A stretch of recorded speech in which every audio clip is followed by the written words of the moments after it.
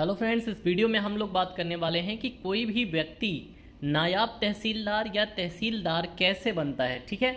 और मैं ये वीडियो यूपी वाले बच्चों के लिए खासकर बना रहा हूँ। यूपी के अलावा जो भी लोग देख रहे हैं उनका सबका पैटर्न सेम रहता है, उनके यहाँ भी तहसीलदार ऐसे ही बनते हैं। जो भी हिंदी भाषी स्टेट हैं उन सब की बात कर रहा हूँ। ठीक है।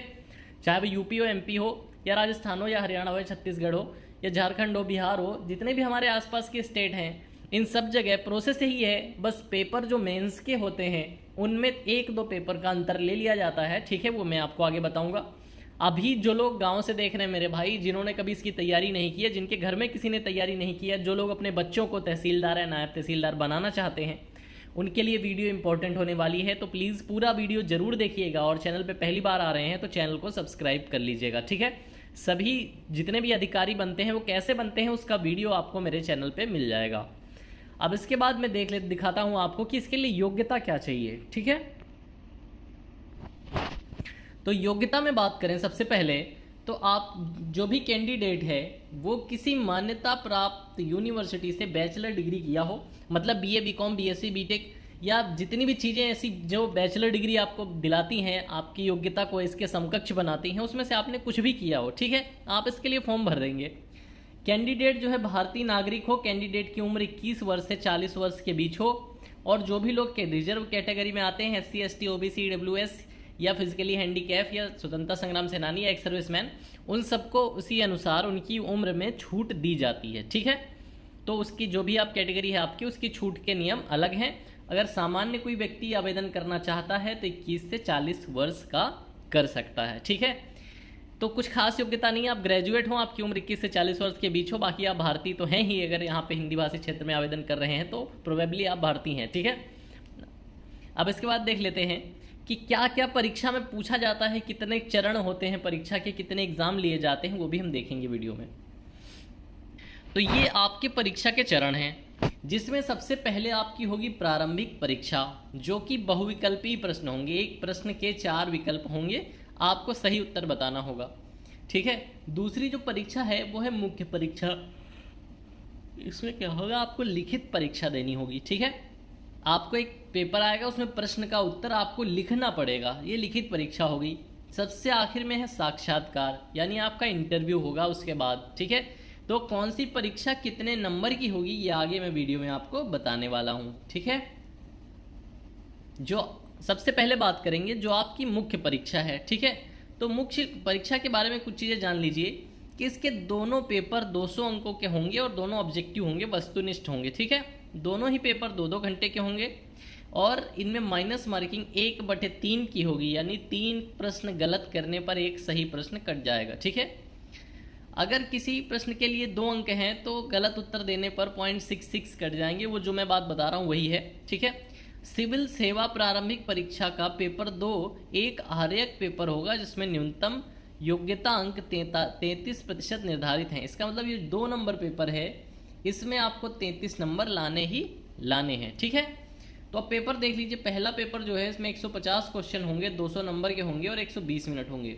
दूसरे पेपर में 100 क्वेश्चन होंगे, 200 नंबर के होंगे, और 120 मिनट के होंगे। जो दूसरा पेपर है इसमें 33% नंबर लाना अनिवार्य है, और जो मेरिट बनेगी वो आपके पहले पेपर पर बनेगी। ठीक है।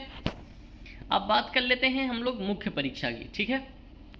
तो मुख्य परीक्षा में आप देख लीजिए, मुख्य परीक्षा में पहला पेपर सामान्य हिंदी 150 नंबर का 3 घंटे का पेपर होगा। दूसरा पेपर निबंध, ठीक है, ये भी 3 घंटे का होगा। फिर जनरल नॉलेज के पेपर होंगे कई सारे लगातार। ठीक है। इन सब में हिस्ट्री, ज्योग्राफी, इकोनॉमी, ऐसे करके बहुत सारे सवाल पूछे जाएंगे, करंट वगैरह। फिर 2 पेपर इस बार जो चेंजमेंट हुआ है, उत्तर प्रदेश स्पेशल जीके पूछी जाएगी पेपर 7 और पेपर 8 में 200-200 नंबर की, और 3-3 घंटे के पेपर होंगे। ठीक है। तो कुल मिला के परीक्षा आपकी कितने नंबर की हो जाएगी, ये परीक्षा आपकी हो जाएगी पूरे 1500 नंबर की। ठीक है। आपकी परीक्षा जो है ये 1500 अंकों की हो जाएगी। 1500 अंक ये प्लस जो 100 नंबर का आपका इंटरव्यू होगा, इसे जोड़कर आपकी मेरिट बनाई जाएगी। ठीक है। सभी 8 पेपर स्कोरिंग प्रकृति के हैं, उनके अंक अंतिम मेरिट सूची में शामिल किए जाएंगे। ठीक है। उम्मीदवार को सामान्य हिंदी के अनिवार्य पेपर में एक न्यूनतम अंक प्राप्त करने की आवश्यकता होगी, जैसे कि सरकार या आयोग निर्धारित करेगी। ठीक है। जो सामान्य हिंदी का पहला पेपर मैंने आपको बताया, उसमें क्राइटेरिया होगा कि उससे कम नंबर लाने वाले बच्चों को सेलेक्ट नहीं किया जाएगा। ठीक है, तो ये मुख्य परीक्षा हो गई आपकी। अब मुख्य परीक्षा के बाद आपका हो गया साक्षात्कार यानी इंटरव्यू। ठीक है, तो इंटरव्यू में क्या होता है, आपका 100 नंबर का एक इंटरव्यू कराया जाता है। ठीक है, 100 नंबर का, पहले ज़्यादा का था, फिर सरकार को लगा कि इंटरव्यू में जो लोग बैठते हैं वो जिधर चाहते हैं उधर मोड़ देते हैं बच्चे को, वो चाहते हैं तो बच्चा सेलेक्ट होता है, नहीं चाहते हैं नहीं सेलेक्ट होता है। इसलिए ऐसे नियम बनाए गए कि इंटरव्यू को सिर्फ 100 नंबर का कर दो, क्योंकि बच्चा अगर मेंस में अच्छा करके आए, इंटरव्यू में कम भी नंबर पाता है तो उसका सिलेक्शन ना रुके, इसलिए इंटरव्यू को 100 अंकों का कर दिया गया। ठीक है, अब मैं इसमें दिखा देता हूं कि कौन कौन से पद और होते हैं इसी परीक्षा में तहसीलदार के अलावा। ठीक है, और वेतन कितना होता है।